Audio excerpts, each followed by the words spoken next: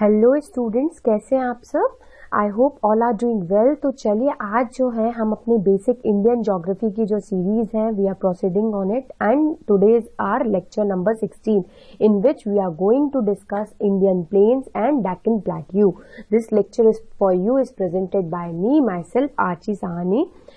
सो before starting हमारे द्वारा जो हमारी टीम के द्वारा पूरे 6 पेपर्स आपके लिए तैयार किए जा रहे हैं। I hope you are liking our initiative. हमारे हार्डवर्क को हमारी हार्डवर्क आपको पसंद आ रही होगी, राइट।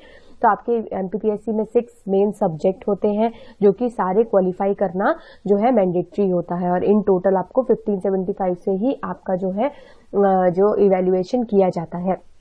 नेक्स्ट जो आपकी सबसे बड़ी बात है कि हमारा ये जो सिलेबस या कंटेंट तैयार किया जा रहा है हमारी टीम के द्वारा, that is all about structure related to an latest version of the syllabus. जैसा आप सभी को पता है कि 2020 में सिलेबस एमपीपीएससी का काफी कुछ बदलाव आए हैं। अकॉर्डिंग टू दैट उसी को हम देखते हुए जो है हमने पूरा सिलेबस ये कंटेंट आपके लिए तैयार किया है। ओके, तो सबसे पहले हमने लास्ट कुछ लेक्चर्स में हमने अराउंड 15 लेक्चर्स में हमने वर्ल्ड ज्योग्राफी कंप्लीट किया। There we have studied about major physical features related to world. जब हम mountain, plateau, plains, river, lakes, glaciers, हमने ये सब किया। देन वी वो move forward and we have studied about geographical phenomenas like earthquake, tsunami, volcano eruption, cyclones, anti cyclones. Cyclones northern hemisphere में जो होते हैं वो एंटी क्लॉकवाइज होते हैं, तो वो क्यों होते हैं। आई वाला जो एरिया होता है वो काम एरिया होता है, वहां पे बहुत ज्यादा बारिश नहीं होती। तो what are the main reasons behind this, we all discuss that minute doubt. और तब भी आपको कोई दिक्कत होती है तो आई ऑलवेज यूज टू से कि you can directly ask with me, okay. फिर उसके बाद हमने वर्ल्ड क्लाइमेट पढ़ा जिसमें हमने कॉफिन का क्लासिफिकेशन पढ़ा। Right now we are going through geography of India in which today we are going to study plains and plateaus. उसके बाद हम जब मूव ऑन करेंगे then we will study about the Indian climate, weather, natural resources, population, food processing industry. Then third unit जो है हमारी geographical features of Madhya Pradesh है, ओके। तो हम मध्य प्रदेश के ज्योग्राफिकल फीचर्स लाइक उसकी natural vegetation, soil, mineral, energy and industry, major industrial region and various जो vulnerable tribes है हम उनके बारे में पढ़ेंगे। Then we will move further and we will study in unit 4 about water and its management, disaster management kind of. हमें कोई disaster हो जाता है या भले ही वो नेचुरल हो या मैनमेड हो, तो व्हाट वर द मेजर्स कि हम उसको जो है बेसिकली उस हैजार्ड को मिटिगेट कर पाए, बचा पाए, है ना, कम से कम ह्यूमन लॉस हो। उसके बाद हमारा जो लास्ट यूनिट होती है कि टेक्निक, जो नई नई techniques like GPS, GIS, global informative system या रिमोट सेंसिंग टेक्नोलॉजीज जो कि वेदर और क्लाइमेट को देखने के लिए यूज की जाती है। तो हम ये सब चीजें जो है वो कैसे ज्योग्राफिकल पॉइंट ऑफ व्यू से हमारे लिए रेलेवेंस है हम इसको देखेंगे यूनिट 5 में।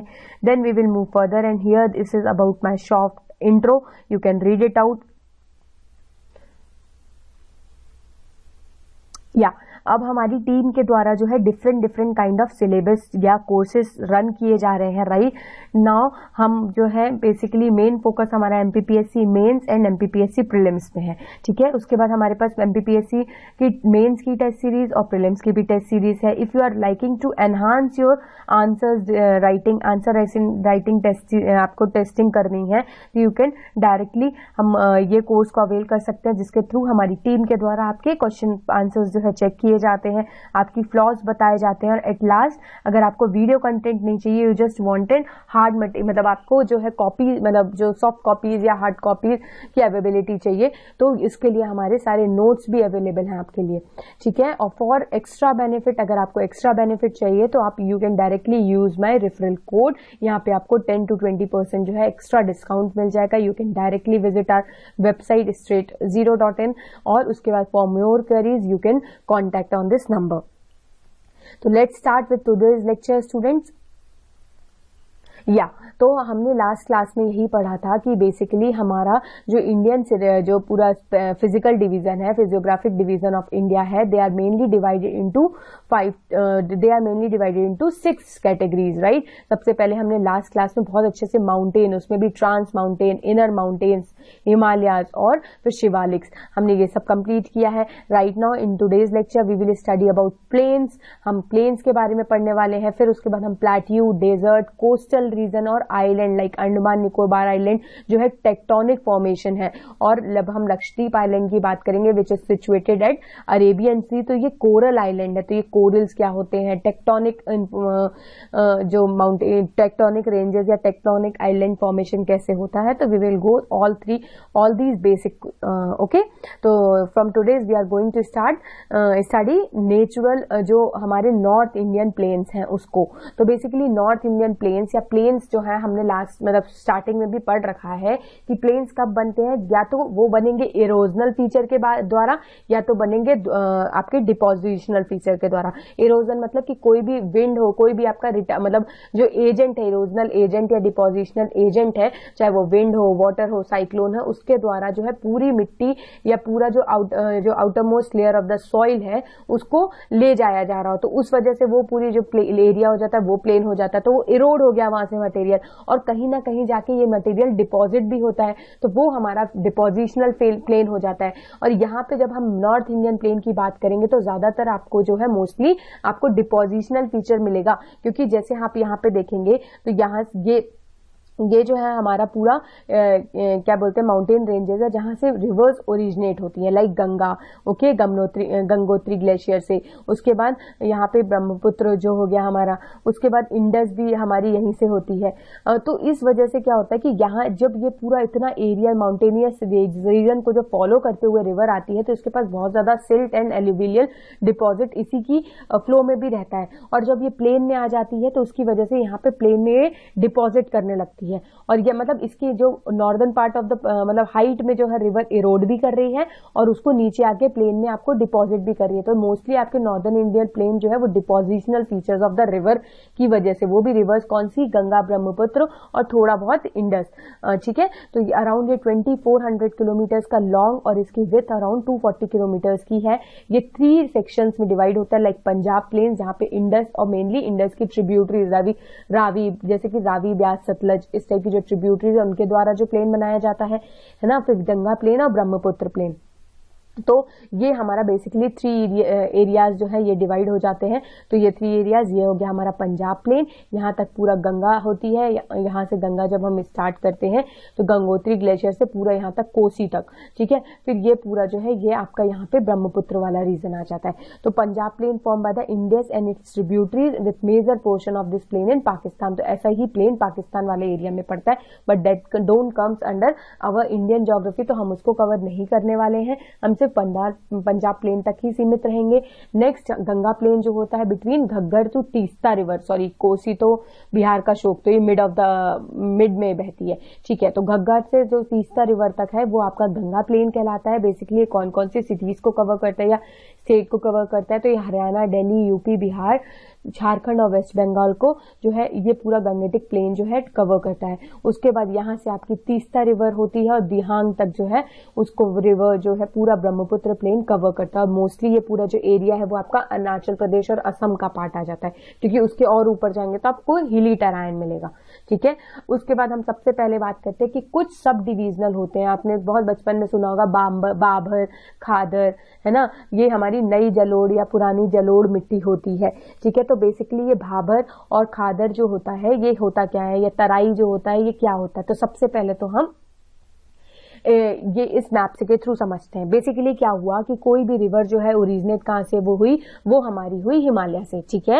वो हिमालय से जब मतलब ओरिजिनेट हुई उसके बाद क्या हुआ कि वो रिवर क्या होता है, यहाँ पे बहुत बड़े बड़े बोल्डर्स या पत्थर होते हैं, उसकी वजह से ये रिवर्स जो है सबमर्ज हो जाती है इस एरिया में, और जहां पे ये सबमर्ज होती है वो उस वाले एरिया को हम बोलते हैं भाबर, या फिर वो एरिया जहाँ पे बड़े बड़े बोल्डर हैं और रिवर सबमर्ज हो रही है, ठीक है। और फिर रिवर फिर से इमर्ज हो जाती जाती है कहाँ पे, तराई, या जो अपन ने शिवालिक वाला एरिया पढ़ा था जो foot hills of the Himalaya होता है, राइट, तो वहीं पे ये तराई वाला रीजन पाया जाता है। तो तराई में क्या होता है कि फिर से री इमर्ज होके रिवर बाहर आ जाती है, क्योंकि यहाँ पे जो बोल्डर्स और पत्थर होते हैं वो बहुत छोटे छोटे होते हैं। ये क्या होता है, ये ऊपर से माउंटेन से गिरते हैं और ये यहीं पे सेटल आउट हो जाते हैं, फिर इनका जो है इरोड होके ये छोटे छोटे यहाँ पे तराई पे मिलते हैं, ठीक है। तो तराई में क्या होता है, री इमर्ज हो जाती है रिवर, तो इसी वजह से तराई की एक अलग फिजियोग्राफिक फीचर्स है।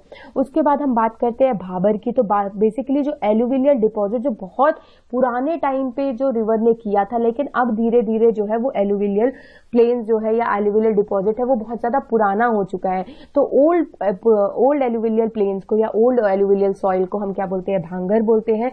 और न्यू एलुवियल सॉइल जो अभी भी डिपॉजिट होती जा रही है, जो अभी हम लेक्चर डिस्कस कर रहे हैं उसमें भी थोड़ा थोड़ा जो है गंगा ब्रह्मपुत्र रिवर्स जो है ये एलुवियल प्लेन्स बना रही होगी, तो बिल्कुल नई जो न्यूली डेवलप्ड एलुवियल सॉइल है उसको हम क्या बोलते हैं, खादर बोलते हैं, जो कि बहुत ही ज्यादा फर्टाइल होती है इरिगेशन और एग्रीकल्चर के लिए भी, that is very much beneficial, ठीक है। तो हमने इस ग्राफ में पूरा अच्छे से डायग्राम में समझा, अब हम एक बार इसको पढ़ लेते हैं। तो भाबर बेसिकली क्या हो गया, foot hills of the Shivalik में ही होता है, ज्यादातर आपको ये इंडस और तीस्ता रिवर के बीच में मिलता है। तो ये लेट डाउन स्ट्रीम होती है जहां पे स्ट्रीम्स जो है अंदर सबमर्ज हो जाती है। कंप्राइजेस टू द पेबल्स, बताया मैंने कि बहुत बड़े बड़े जो है यहाँ पे बोल्डर्स पत्थर मिलते हैं जो कि बहुत पोरस होते हैं, पोरस मतलब पानी को अंदर जो है सकआउट कर लेते हैं। तो यही कारण होता है कि पूरी जो रिवर है वो यहाँ पे दिखती नहीं है, ऐसा पता ही नहीं चलता कि गंगा नदी या फिर ब्रह्मपुत्र नदी यहाँ पे बह रही है, क्योंकि वो पूरी जो है अंडर वाटर टेबल में चली जाती है या अंडरग्राउंड चली जाती है, ठीक है। उसके बाद हमारा तराई वाला रीजन कहाँ हो गया, जो भाबर के साउथ में है, ठीक है। और भाबर के जब अपन नीचे आएंगे तो साउथ में क्या देखा, तराई वाला रीजन, ओके। तो इस यहाँ पे क्या होगा, री इमर्जेंस हो गया, जो अंडरग्राउंड जो रिवर थी, अंडरग्राउंड जो स्ट्रीम थी वो री इमर्ज होके बाहर आ गई। और यहाँ पे एल्यूविलियर और एग्रीकल्चर लैंड होती है, हाई वाटर टेबल होता है, यहाँ का ग्राउंड टेबल जो होता है वो बहुत अच्छा होता है। तो ये वाला एरिया क्या हो गया, हमारा तराई हो गया, जहाँ पे री इमर्जेंस हो रही है रिवर की। नेक्स्ट इसके बाद आता है हमारा खादर। पहले खादर से पहले हम बांगर की बात करेंगे। तो alluvial terraces low lying above the level of flood plains, जो मतलब फ्लड बेसिकली कहाँ है, जहाँ पे अभी भी बेसिकली रिवर ओरिजिनेट हो रही है या रिवर अपना पानी फ्लो कर रही है, लेकिन उससे ऊपर वाला जो पोर्शन होता है उसको हम क्या बोलते हैं, भांगर। ये ओल्ड या ओल्डेस्ट एलुवियल सॉइल है। बेसिकली इसमें kankar, lime stones, nodules, pebbles, gravels, इस टाइप की चीजें मिलती हैं, ठीक है। और ये इसमें अगर लाइम मिलता है तो ये कैल्केरियस कॉन्सेंट्रेशन या मतलब कैल्शियम की बहुत ज्यादा रिचमेंट होती है यहाँ पे, कहाँ पे, भांगर वाले एरिया में। और उसके बाद हम बात करते हैं खादर वाले एरिया की। तो खादर एक तरीके से फ्लड प्लेन्स है जो कि न्यूली एल्यूवियल डिपॉजिट्स के थ्रू बना है। ये सबसे ज्यादा फर्टाइल होता है, इसकी जो इंटेंसिव एग्रीकल्चर जो इसकी ग्रोथ होती है, सबसे अच्छी एग्रीकल्चर ग्रोथ जो है वो आपकी कहाँ पे होती है, वो आपकी होती है खादर वाले रीजन में। और ये नॉन पोरस होता है, इसीलिए जो है ये यहाँ पे नॉन पोरस क्ले और लोमी सॉइल मिलती है, जो कि एग्रीकल्चर और पेस्टोरल कम्युनिटी के लिए बहुत ही लाभदायक होती है, ठीक है। तो आपको समझ में आया कि बेसिकली हमारे जो भाबर, बांगर, खादर और तराई, ये सारे रीजंस आपको अच्छे से समझ में आए, क्योंकि यही एक बहुत बेसिक माइन्यूट से डिफरेंस होते हैं जो कि बच्चों को स्टार्टिंग में समझ लिया जाए तो समझ में आ जाए, तो बार बार आपको रटने की जरूरत नहीं पड़ती है, ठीक है। तो नेक्स्ट अपन मूव करते हैं पेनिसुलर प्लेट्यू की तरफ। अपन ने अभी नॉर्थ इंडियन प्लेन्स को कवर किया, now we are moving forward peninsular plateau, in which peninsular plateau में बेसिकली हम ये देखेंगे, पेनिसुलर वैसे बेसिकली मैं कई बार बता चुकी हूँ कि वो एरिया जो कि 3 साइड से वाटर से डिवाइड हो या वाटर से घिरा हुआ हो। तो इसके देख रहे हैं हम, वेस्टर्न साइड पे अरेबियन सी है, ईस्टर्न साइड में बे ऑफ बंगाल है और नीचे हमारे इंडियन ओशन है, ठीक है। तो इसीलिए इस वाले एरिया को, ट्रायंगुलर शेप को हम क्या बोलते हैं, पेनिसुलर बोलते हैं या पेनिसुलर प्लेट्यू। और प्लेट्यू बेसिकली क्या होता है ना, वो बहुत ऊंचे माउंटेन जैसे नहीं है और बिल्कुल प्लेन जैसे नहीं है, वो सब मतलब प्लेन और माउंटेन के बीच की हाइट के होते हैं, तो उन्हें हम क्या बोलते हैं, प्लेट्यूज बोलते हैं। ये हमने वर्ल्ड ज्योग्राफी में अच्छे से समझा हुआ है, राइट। तो अगर थोड़े से भी अभी भी डाउट्स आते हैं आपको तो एक बार फिर से लेक्चर सुन लिया करिए, दे आर विद यू, है ना, और उसमें भी फिर डाउट होता है, then I am with you, okay. तो लेट्स मूव फॉरवर्ड। तो बेसिकली अपना क्या हो गया, largest of India physical division जो आपको है वो पेनिसुलर प्लेट्यू में मिलता है। ये ट्रायंगुलर शेप का है, ओल्डेस्ट रॉक है और सराउंडेड बाय हिल्स है। और यहाँ पे बेसिकली आपकी नर्मदा ताप्ती जो है वो रिवर्स जो है वो सेंट्रल हाईलैंड्स, अगर आप यहाँ पे देखें बेसिकली अमरकंटक प्लेट्यू यहाँ पे है, अमरकंटक प्लेट्यू जो है यहाँ से आपकी नर्मदा और ताप्ती रिवर ओरिजिनेट होती है। तो ये एक तरीके से वाटर डिवाइड का भी काम करती है। ठीक है, तो अपने जो पेनिसुलर प्लेट्यू है वो बेसिकली 2 टाइप्स में बटे हुए हैं। सबसे पहले आता है central highland. Like central highland में क्या आ गया अपना पास, Malwa plateau, Baghelkhand plateau, Bundelkhand plateau और छोटा नागपुर प्लेट्यू। ठीक है, तो ये वाले जो हो गए ये अपने क्या हो गए, सेंट्रल हाईलैंड। और वही हमारे डेक्कन प्लेट्यू में क्या क्या आ जाते हैं, डेक्कन प्लेट्यू में पूरा आपका जो है डेक्कन ट्रैप वाला एरिया आ जाता है। देन वेस्टर्न घाट, ईस्टर्न घाट और नॉर्थ ईस्टर्न, मतलब ये जो पूरा वेस्टर्न घाट यहाँ पे ये जो पूरी हिल नीलगिरी हिल्स वगैरह है वो इसका पार्ट होता है। ईस्टर्न घाट जो होता है सह्याद्री रेंज वगैरह जो उड़ीसा में मिलती है, ये पूरा आपका क्या होता है ईस्टर्न घाट। और थोड़ा सा नॉर्थ ईस्टर्न एक्सटेंशन जो आपका शिलोंग प्लेट्यू वगैरह जो है ये आपका किस में आता है, ये पेनिसुलर प्लेट्यू या फिर डेक्कन वाले एरिया में आ जाता है। ठीक है, तो ये डेक्कन प्लेट्यू का पार्ट हुआ। तो ये हमने पेनिसुलर प्लेट्यू को 2 भाग में डिवाइड कर लिया, सेंट्रल हाईलैंड और डेक्कन प्लेट्यू में। तो चलिए सबसे पहले हम सेंट्रल हाईलैंड को कवर करते हैं। तो बेसिकली सेंट्रल हाईलैंड जो है lies north of the Narmada river. अपन ने देखा कि नर्मदा रिवर जो है वो सेंट्रल हाईलैंड और डेक्कन प्लेट्यू को जो है उसको डिवाइड करने का काम कर रही है। और ये अरावली और विंध्यास रेंज, मतलब इस नर्मदा रिवर जैसे अपन बात करें फॉर एग्जांपल, तो नर्मदा रिवर कहाँ से बह रही है, ये रिवर बह रही है। इसके ऊपर आपके क्या है, उस ऊपर आपके है अरावली रेंज और नीचे है आपके सतपुरा रेंज। तो यही बोल रहा है कि ये इसके नर्मदा रिवर के नॉर्थ में आपके अरावली सीरीज मिलती है और साउथ में सतपुरा या विंध्यास सीरीज मिलती है। ठीक है, ये कवर करता है major portion of Malwa plateau, जो मध्य प्रदेश का मालवा प्लेट्यू है इसको कवर करता है। और ये रिवर जो है साउथ वेस्ट होते हुए अपने इंडियन ओशन में जो है अपना वाटर जो है डिस्चार्ज कर देती है। ठीक है, फिर उसके बाद फर्दर एक्सटेंशन इसका बुंदेलखंड, बघेलखंड और छोटा नागपुर प्लेट्यू है। और यहाँ पे चंबल और बेतवा के जो है जो रिवर है ये भी इन्हीं जो बेसिकली लैंड जो सेंट्रल हाईलैंड का पार्ट होता है चंबल और बेतवा वहीं पे मिलता है। इसे एक बैडलैंड टोपोग्राफी या फिर एक्स्ट्रा जो बहुत ज्यादा इरोजन होता है, बेसिकली क्या होता है चंबल रिवर बहुत ज्यादा बहाव में आती है और यहाँ की जो एलुवियल डिपॉजिट है वो भी बहुत ज्यादा उसके साथ सबमर्ज हो जाती है रिवर के साथ, क्योंकि सिल्ट बहुत ही सोल्यूबल है। ठीक है, तो इसी वजह से क्या होता है कि यहाँ पे बहुत मतलब इरोजन हुआ है और बहुत अजीब टाइप का इरोजन हुआ है। उसको हम बोलते हैं गली इरोजन, मतलब बिल्कुल डेप्थ तब जो है मिट्टी जो है पूरी मतलब एक तरीके से छिल जाती है। तो इसको हम बोलते हैं बैडलैंड टोपोग्राफी। ठीक है, तो ये बैडलैंड टोपोग्राफी आपको ज्यादातर चंबल की घाटी या चंबल रेंजेस में जहां से चंबल रिवर फ्लो होती है वहां पे देखने को मिलेगी।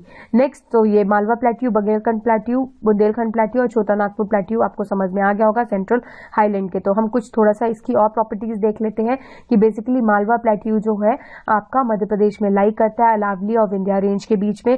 ये एक्सटेंशन ही है बुंदेलखंड, बघेलखंड और छोटा नागपुर प्लेट्यू का। ठीक है, फिर बुंदेलखंड प्लेट्यू की बात करें तो छतरपुर, पन्ना जहां पे आपको डायमंड मिलता है, तो ये बेसिकली आपका यूपी और एमपी के बॉर्डर के बीच में है। और ये यहाँ पे ही आपके चंबल और इसकी ट्रिब्यूटरीज की वजह से जो बैडलैंड टोपोग्राफी हमने पढ़ी वो इसी की यहीं पे मिलती है बुंदेलखंड वाले रीजन में। Next we will move further and we will talk about Chota Nagpur plateau. ये आपका पूरा झारखंड, छत्तीसगढ़, वेस्ट बंगाल वाले एरिया में होता है। यहाँ पे कोल और ये सब जो है बहुत ही मतलब इकोनॉमिकली बहुत वायबल है छोटा नागपुर प्लेट्यू। ये पेनिसुलर प्लेट्यू का ही पार्ट है लेकिन नॉर्थ ईस्टर्न में एरिया में मिलता है। और यहाँ की सबसे हाईएस्ट पीक है पार्श्वनाथ। ठीक है, ये फेमस पेटलैंड प्लेट्यू है। यहाँ पे रूहर प्लेट्यू, पेटलैंड प्लेट्यू ये सब भी मिलते हैं। तो यहाँ पे हमारा खत्म होता है मतलब सेंट्रल प्लेट्यू, सेंट्रल हाईलैंड्स। उसके बाद next we will talk about Deccan plateau. Deccan plateau जो है वो आपका पूरा जो पेनिसुलर प्लेट्यू का उसका पोर्शन जो है सबसे ज्यादा जो डेक्कन ट्रैप ही करता है, क्योंकि जब हम movement of the continent crust की बात कर रहे थे तो हमने यही बात की थी कि जो वॉल्केनिक इरप्शन हुआ था रियूनियन आइलैंड के पास जो अभी प्रेजेंट पे मेडागास्कर वाला एरिया है, उसकी वजह से क्या हो गया कि वो पूरा जो डेक्कन ट्रैप में हमारे वोल्केनोज का जो है वो लावा या मैग्मा जो है स्प्लिट आउट हो गया। उसकी वजह से ही हमारी ब्लैक सॉइल जो है आपको इतनी ज्यादा मिलती है डेक्कन प्लेट्यू में। उसका कारण भी यही है क्योंकि यहाँ पे बहुत ज्यादा आपको क्या है अवेबिलिटी ऑफ मिनरल्स या मैग्मा जो है डायरेक्टली आपको upper part of the crust में मिलता है। ठीक है, फिर डेक्कन प्लेट्यू की हम कुछ प्रॉपर्टीज पढ़ लेते हैं। तो ये स्टार्ट होता है साउथ ऑफ नर्मदा रिवर से और ये पर्टिकुलर एक ट्रायंगुलर शेप में है। जैसे हम देखेंगे ना तो ये ट्रायंगुलर शेप में है, यहाँ पे ये नर्मदा रिवर है। तो यहाँ से आपका ये पूरा डेक्कन प्लेट्यू, ये यहाँ पे बहुत अच्छे से दिखाया भी हुआ है कि डेक्कन प्लेट्यू है। उसके बाद इसमें Satpura ranges, Mahadev ranges, Maikal ranges, Amarkantak hills जो है, राजमहल हिल्स है, राजपीपला हिल्स जो बोलते हैं जिसको, ये सब जो है इसके बिलोंग करती है पूरी नॉर्थ से साउथ तक। ठीक है, यहाँ पे ये वॉल्केनिक इरोजन में, वॉल्केनिक इरप्शन की वजह से ये बना हुआ है। ये फिर धीरे धीरे क्या हो गया, वॉल्केनिक जो वो लावा निकला वो धीरे धीरे अपने छोटे छोटे पार्ट्स में डिवाइड हो गया और वो सेडिमेंट्री लेयर यहाँ पे फॉर्मेट हो गई है। और वेस्टर्न घाट की अगर हम लेंथ की या एलिवेशन की बात किए जाए तो इसकी अराउंड जो है एलिवेशन वेस्टर्न घाट जो वाला एरिया जो है वो 900 से 1600 मीटर्स तक लंबा है और ईस्टर्न घाट हमारा 1600 तक इसका नॉर्मल आपका जो है एलिवेशन है, हाइट है। तो ये अपन वेस्टर्न घाट की बात कर रहे हो, ये अपनी ईस्टर्न घाट है। ठीक है, तो हमने बात किया डेक्कन प्लेट्यू, वेस्टर्न घाट और ईस्टर्न घाट। ठीक है, slope toward east and south are descended abruptly towards west making Sahyadri ranges. तो यहाँ पे जो है यहाँ पे स्लोप बन जाता है, इसीलिए यहाँ पे आपको सह्याद्री रेंज जो आपका पूरा महाराष्ट्र और ये वाला जो है बहुत ज्यादा फॉरेस्ट वाला एरिया मिलता है। ठीक है, नॉर्दर्न पार्ट ऑफ आप दोनों ले सकते हैं, वेस्टर्न घाट्स और ईस्टर्न घाट। और प्लेट्यू जो है सुटेबल होते हैं कल्टीवेशन ऑफ, यहाँ पे ब्लैक सॉइल मिल रही है तो ब्लैक सॉइल सबसे अच्छी होती है कॉटन कल्टीवेशन के लिए। रिच होता है, यहाँ पे मिनरल्स बहुत ज्यादा मिलते हैं। यही कारण है कि आपकी कोलार माइन जो कि कर्नाटक में सिचुएटेड है, वहां पे आपका गोल्ड जो है मिल पाया जाता है। तो यहाँ पे बहुत अच्छे अच्छे मिनरल्स की अवेलेबिलिटी होती है and great source of hydro electric power की भी यहाँ पे जो है सोर्स बहुत अच्छा है ये वाला। ठीक है, अब हम बात कर लेते हैं वेस्टर्न घाट जिसका एलिवेशन नॉर्मली आपका 1500 तक की हाइट का ही है। तो ये फ्लडेड विद डेक्कन प्लेट्यू ही इससे मतलब सराउंडेड है। इसे सह्याद्री रेंजेस भी बोला जाता है क्योंकि ये बहुत ही ज्यादा, अगर आप जब महाराष्ट्र पुणे वाले एरिया में यहाँ पे जो कुछ पासेज आते हैं लाइक भोर घाट, ताल घाट है ना, तो वो पासेज से आप जब गुजरेंगे तो ये बहुत ही अच्छी ग्रीनरी और बहुत ही ज्यादा फॉरेस्टेशन आपको जो है फॉरेस्ट वाला एरिया मिलेगा। तो इनको सह्याद्री रेंजेस बोलते हैं, है ना। तो ये सह्याद्री रेंजेस को कंटिन्यू करती है, मोर कंटिन्यूअस। और ये ज्यादा आपकी ईस्टर्न घाट क्या है, बेसिकली टूटे फूटे जो है प्लेट्यूज है यहाँ पे, यह हाईलैंड है। लेकिन अगर हम वेस्टर्न घाट की बात करें तो ये कंटिन्यूएशन में है। ठीक है, सेपरेट फ्रॉम कोस्ट, फिर नॉरो कोस्ट प्लेन, यहाँ पे कोस्ट प्लेन भी आता है, हम कोस्टल प्लेन्स को बाद में पढ़ेंगे। उसके बाद ये रिच वाटरशेड होता है गोदावरी और कृष्णा के लिए। यहाँ पे गोदावरी और कृष्णा बहुत ज्यादा जो है पानी अपना प्रोवाइड करती है और इसका एक्सटेंशन तापी से कन्याकुमारी तक पूरा साउथ में होता है। यहाँ पे जो तापी रिवर है और उधर से आपका पूरा कन्याकुमारी तक आपका वेस्टर्न घाट जो है फ्लो करता है। ठीक है, तो ये वाला एरिया जो हो गया अपना, ये हो गया अपना वेस्टर्न घाट।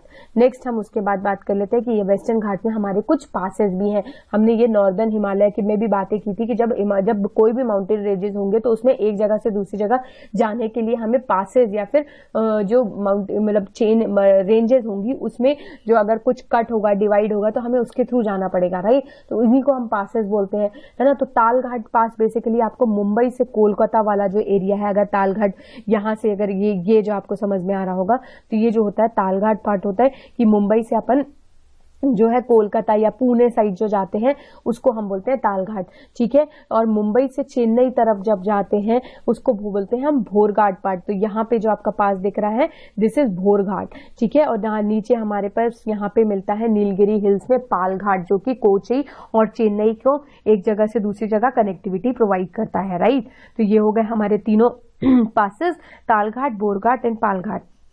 नेक्स्ट अब हम कुछ माउंटेन रेंजेस देख लेते हैं, लाइक नीलगिरी माउंटेन रेंजेस है। नीलगिरी माउंटेन रेंजेस कहाँ पे, यहाँ पे मिलती है। ठीक है, तो नीलगिरी माउंटेन रेंजेस इसकी हाईएस्ट पीक जो है डोडा बेटा है और तमिलनाडु में लाइक ऊटी, यहाँ पे लोग समर वेकेशन के लिए भी जाते हैं या उधममंगलम बोलते हैं इसको। तो उधममंगलम या ऊटी जो है वो तमिलनाडु में यहीं पे नीलगिरी रेंजेस में ही मिलते हैं या नीलगिरी रेंजेस में ही सिचुएटेड है। हाईएस्ट पीक अगर अपन साउदर्न इंडिया की बात करें, अनामुदी जो की है विच है 3 रेंजेस, अनामुदी की भी आपकी 3 रेंजेस है, लाइक कार्डोमम जहाँ पे कार्डोमम की बहुत ज्यादा खेती होती है, फिर अनामलाई और पलानी। ठीक है, तो ये साउदर्न जो इंडिया है उसकी जो 3 रेंजेस है, कार्डोमम, अनामलाई और पालनी, ये तीनों रेंजेस भी आपको कहाँ पे मिलती है, ये आपको वेस्टर्न घाट्स में ही मिलती है, southern part of the India या फिर पेनिसुलर प्लेट्यू में, राइट। अब इसके बाद हम बात करते हैं ईस्टर्न घाट्स की। ईस्टर्न घाट्स की हमने बात की कि ये नॉन कॉन्टिन्यूअस है। वेस्टर्न घाट्स के रेस्पेक्ट में इसकी हाइट भी कम है, एलिवेशन कम है। ये अराउंड 1000 से 1500 एलिवेशन में है और ये 600 मीटर्स की भी एलिवेशन में है। फिर यहाँ पे जो है बेसिकली ये उड़ीसा से पूरा नीलगिरी हिल्स तक जो है एक्सटेंड करता है। ये डिसकंटिन्यूअस है और लोअर है वेस्टर्न घाट से, this we have already discuss. ये जो है do not give birth to important rivers, क्योंकि ये नीचे ही है तो यहाँ पे बहुत ज्यादा, मतलब इसकी हाइट बहुत नीचे है तो यहाँ पे स्नो वगैरह फॉर्म होता नहीं है। और ये वेस्टर्न घाट के लीवर्ड साइड में आती है, तो जब नॉर्थ वेस्ट मानसून भी आता है तो यहाँ पे बहुत ज्यादा पानी आता नहीं है। इसी वजह से तो है यहाँ से रिवर बहुत ज्यादा ओरिजिनेट नहीं होती है, ठीक है। और ये जोग्राफिकली ओल्डर है वेस्टर्न घाट से। जब वेस्टर्न घाट ईस्टर्न घाट बन रहे थे ना, तो पहले ईस्टर्न घाट बना था, उसके बाद वेस्टर्न घाट बना था। उसके बाद यहाँ पे महानदी, गोदावरी, कृष्णा, कावेरी जो रिवर्स हैं वो सारी जो है फ्लो होते हुए बे ऑफ बंगाल में अपना वाटर को डिस्चार्ज करती है, तो वो यहीं से जो है फ्लो होती है, ठीक है। और वेस्टर्न घाट्स और ईस्टर्न घाट्स जो है आपस में जो मिलते हैं, अगर हम ये देखें, वेट या तो ये हमारा वेस्टर्न घाट्स है और ये हमारा ईस्टर्न घाट्स है। ये जो यहाँ पे मिलती है, ये मिलती है नीलगिरी में, और नीलगिरी की हाईएस्ट पीक क्या है, डोडा बेटा, राइट। तो आपको आई होप ये ईस्टर्न घाट्स और वेस्टर्न घाट्स का कॉन्सेप्ट समझ में आया होगा, ठीक है। तो ये हमारा पूरा उड़ीसा से पूरा नीलगिरी हिल्स तक, तमिलनाडु तक, ये पूरा जो है तमिलनाडु केरला तक ये पूरा जो है फैला हुआ है, ठीक है। अब यहाँ पे छोटे छोटे प्लेट्यूज भी मिलते हैं, लाइक आप देखेंगे नाम से ही समझ में आ रहा है, तेलंगाना वाले एरिया में तेलंगाना प्लेट्यू, कर्नाटक वाले एरिया में थोड़ा सा हाईलैंड है तो कर्नाटक प्लेट्यू।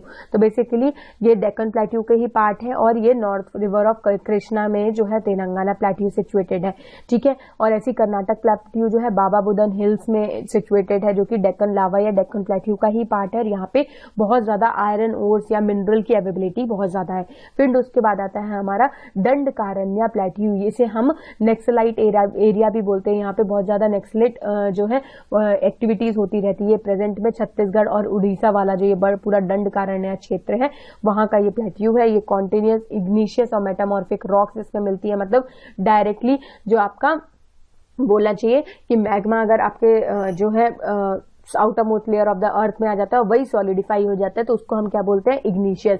और वही इग्निशियस रॉक फिर से जो है मॉल्टन स्टेट में या फिर से रिफॉर्म होता है, उसमें कुछ चेंजेस होते हैं, तो उसको हम मेटा बोलते हैं, वो उस टाइप की रॉक्स को हम बोलते हैं मेटामॉर्फाइज्ड रॉक, ठीक है। यहाँ पे इंद्रावती, महानदी, ये सब जो रिवर्स है वो यहाँ से जो है फ्लो करती है। लार्जली यहाँ पे गोंड ट्राइब जो है रहती है। फिर उसके बाद हम शिलोंग की बात करें, शिलोंग प्लेट्यू की, तो ये घारो खासी जयंतिया मेघालय में ये बेसिकली सिचुएटेड है, Shillong plateau, north eastern part. या यहाँ पे आपका ये पूरा शिलोंग प्लेट्यू है। ये नॉर्थ ईस्टर्न एक्सटेंशन ऑफ क्या है, आपका डेक्कन प्लेट्यू का ही पार्ट है ये। और ये जो है पेनिसुलर डेक्कन प्लेट्यू में ही आता है। ये वर्ल्ड की हाईएस्ट रेनफॉल जो है मासिनराम में नोटिस की जाती है, जो कि यहीं पे मेघालय में सिचुएटेड है। कहाँ पे, गारो खासी जयंतिया जहाँ पे हिल्स है, ठीक है। उसके बाद ये एक छोटा सा टॉपिक है, यहाँ पे हमारा प्लेट्यूज कंप्लीट होता है। उसके बाद हमारा एक ये छोटा सा टॉपिक आता है डेजर्ट। इंडियन डेजर्ट जो है मोस्टली हमारा थार डेजर्ट जो है वो जो कि सिचुएटेड है हमारे गुजरात और राजस्थान वाले एरिया में। तो इसमें बहुत ज्यादा इसके जोग्राफिकल फीचर्स है नहीं। सिंपली आपसे जो है 5 मार्कर्स या 11 मार्कर्स का थोड़ा सा कुछ पूछ लिया जाए तो इसकी वेजिटेशन, इसमें कौन सी रिवर प्रोमिनेंट है, ये कौन से एरिया में है, तो आपको अच्छे से मैप बना के जो है इसको आंसर को you have to formulate the answer.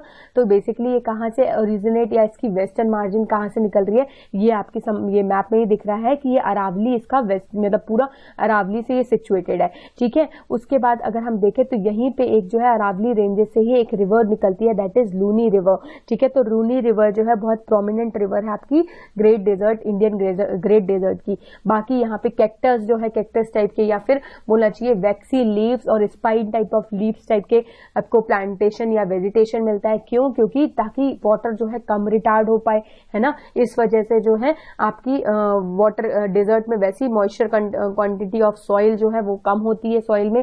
Because of that जो है अपने आप जो है structure due to habitat loss जो है प्लांटेशन या जो कैक्टस या जिस टाइप की वेजिटेशन है वो अपने आप को ढाल लेती है according to the geographical situation. ऐसी यहाँ पे जो एनिमल्स मिलते हैं, वो भी ऐसे एनिमल्स होते हैं जो कि वाटर की स्कार्सिटी को मेंटेन कर सकते हैं। लाइक कैमल 15 to 30 डेज जो है अपने लंप या अपने स्टमक वाले एरिया, अपर जो आउटर मोस्ट अपर वाला एरिया स्टमक का है वहां पे स्टोर करके वाटर रखता है और इसको ये काफी दिन तक जो है पानी के बिना अपने आप को इंटरनल बॉडी को मॉइस्चर प्रोवाइड कर सकता है। तो इस टाइप के जो एनिमल्स हुए, इस टाइप के जो ज्योग्राफिकल फीचर्स हुए, वो मोस्टली आपको डेजर्टिक एरिया में मिलेंगे।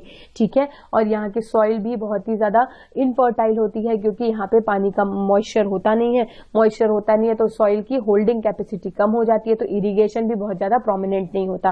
तो यही सब जो ज्योग्राफिकल फीचर्स हैं आपके डेजर्ट के हैं। तो यहाँ पे आज का हमारा लेक्चर खत्म होता है। We will meet in next lecture. I hope you are liking it. So for today, thank you and have a nice day.